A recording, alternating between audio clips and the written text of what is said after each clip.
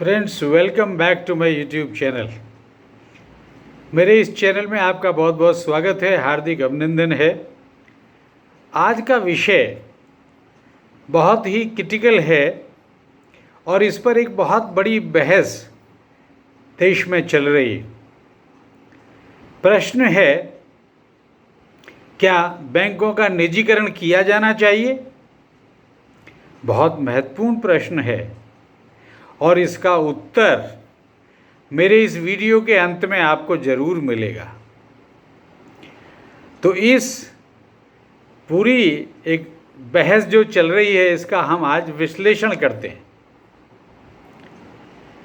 क्या बैंकों का निजीकरण किया जाना चाहिए? आपकी जानकारी में है ये बात। हाल ही में 5 राज्यों में चुनाव हुए। 5 में से 4 राज्यों में सत्ताधारी दल ने अपनी जीत हासिल की है, यानी भाजपा को वहाँ बहुमत मिला और सरकारें बनी। इससे उनके हौसले बुलंद हैं और इस सरकार का एजेंडा है इकोनॉमिक रिफॉर्म्स होते रहने चाहिए, किए जाने चाहिए। एक प्रख्यात हमारे अर्थशास्त्री हैं अरविंद पानागड़िया जी, उनका विचार भी यही है कि ये इकोनॉमिक रिफॉर्म्स को करने का एक सही समय है और हमें इस दिशा में आगे बढ़ना चाहिए। उनके अतिरिक्त भी और बहुत सारे अर्थशास्त्रियों का ऐसा ही मत है, जिसका एक सेंटेंस में अगर मैं क्रक्स बोलूं तो उनका कहना है, government has no business to be in business. अतः गवर्नमेंट के जितने भी पब्लिक सेक्टर एंटरप्राइजेज जिन्हें हम कहते हैं, जो संस्थान उनके बने हुए हैं, उनका निजीकरण करने की प्रक्रिया में आगे बढ़ना चाहिए और इसमें सबसे ऊपर आते हैं पब्लिक सेक्टर बैंक्स। आपको ये भी मालूम है कि पिछले वर्ष बजट के समय पर 2 राष्ट्रीयकृत बैंकों के निजीकरण की बात रखी गई थी और तब से वो बात चली आ रही है। वो एजेंडा पूरा नहीं हुआ है और वो बंद भी नहीं हुआ है, शेल्फ भी नहीं किया गया उसको। लेकिन गवर्नमेंट उन 2 बैंकों का निजीकरण कर नहीं पाई है अभी तक। न ही इस दिशा में कोई ठोस कदम उठाए गए हैं, कोई ठोस कार्य नहीं हुआ है। क्यों नहीं हुआ है?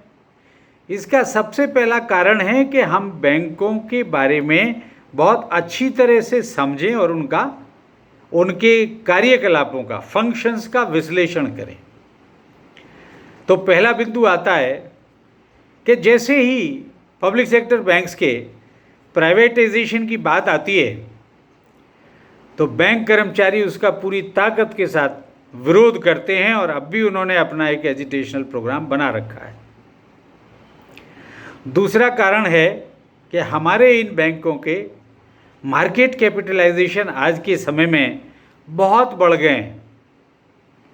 और तीसरा बिंदु है आरबीआई की पॉलिसी। क्या है आरबीआई की पॉलिसी इस विषय में? Banks can not be run by the industrial houses.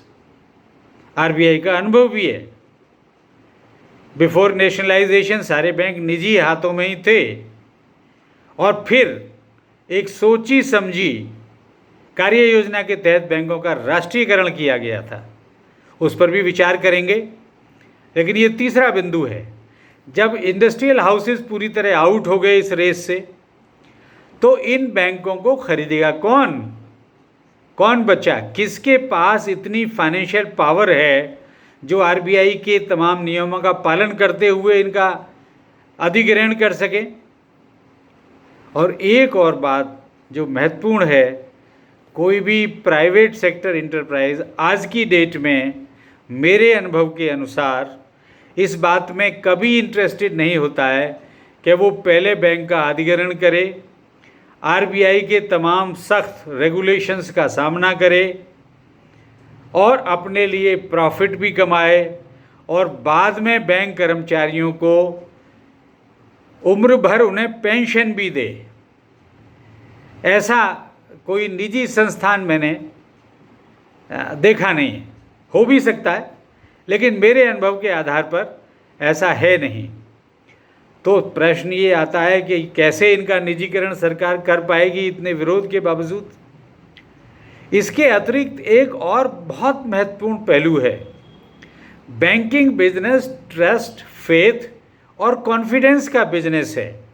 अगर ये जरा भी शेक करता है public confidence in the banking industry, it may collapse. और अगर ये इंडस्ट्री कोलैप्स करती है तो इकोनॉमी ऑफ द कंट्री में कोलैप्स, माइंड इट।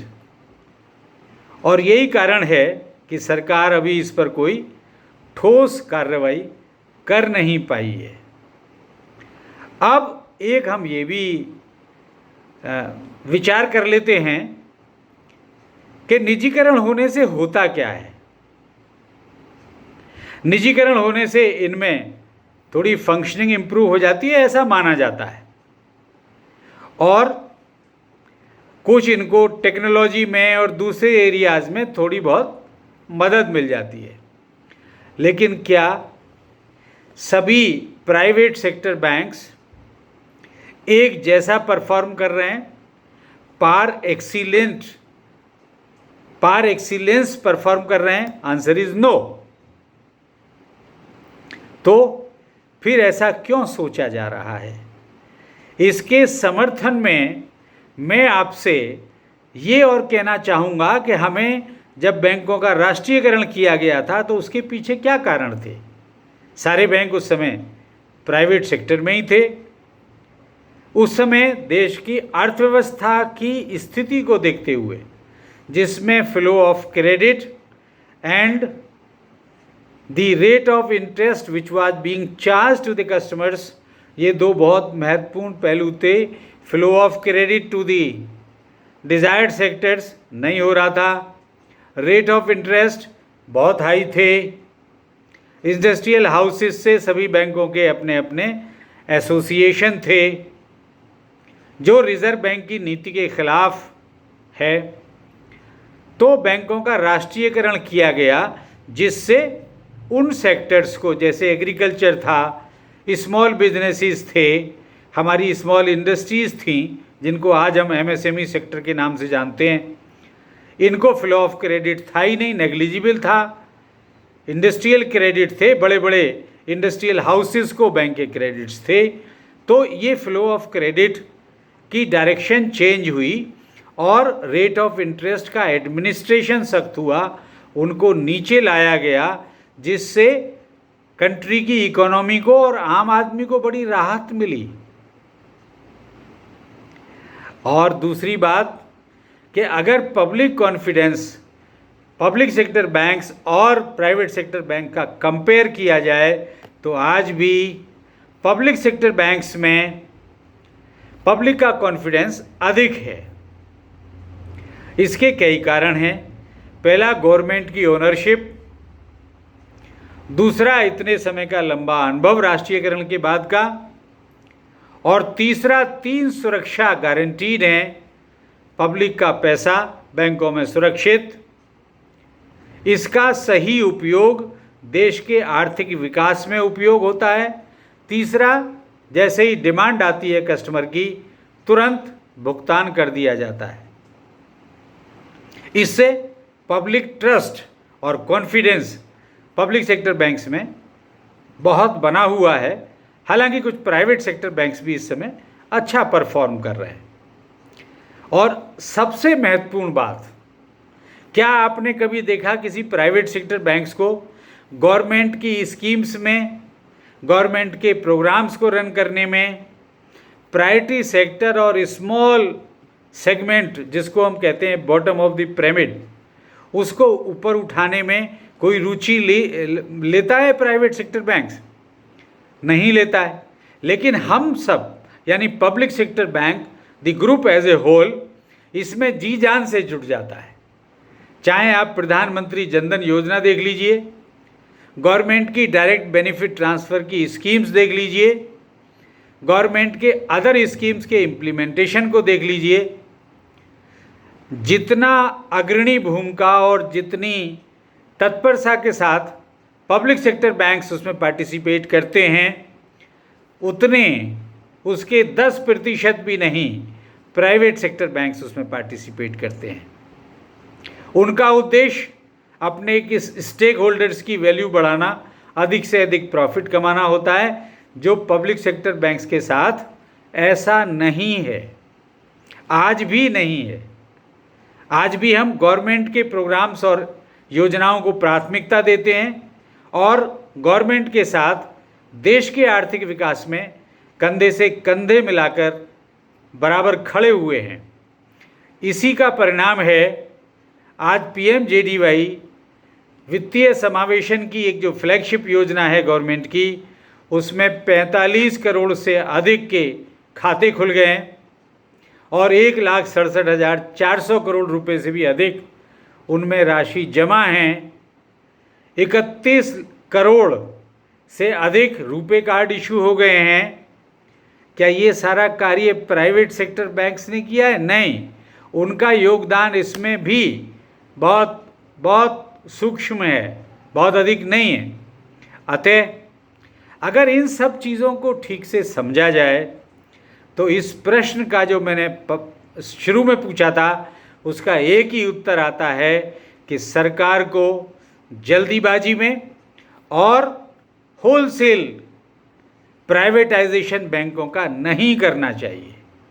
अभी प्रतीक्षा करनी चाहिए, अन्यथा गवर्नमेंट के प्रोग्राम्स और उसकी योजनाएं प्रभावित होंगी। आज भी हमारे बैंकों का और बैंक कर्मियों का सार्वजनिक क्षेत्र के बहुत बड़ा समर्थन इनको प्राप्त है।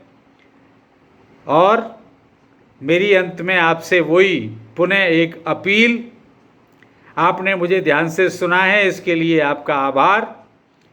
अगर अभी तक आपने मेरे चैनल को सब्सक्राइब नहीं किया है तो कृपया मेरे चैनल को सब्सक्राइब करें, मेरे वीडियो को लाइक और शेयर ज़रूर करें और मेरा आपसे अनुरोध है कि अपने वैल्यूएबल सजेशन, सुझाव मुझे कमेंट्स बॉक्स में अपने कमेंट्स के माध्यम से ज़रूर भेजें।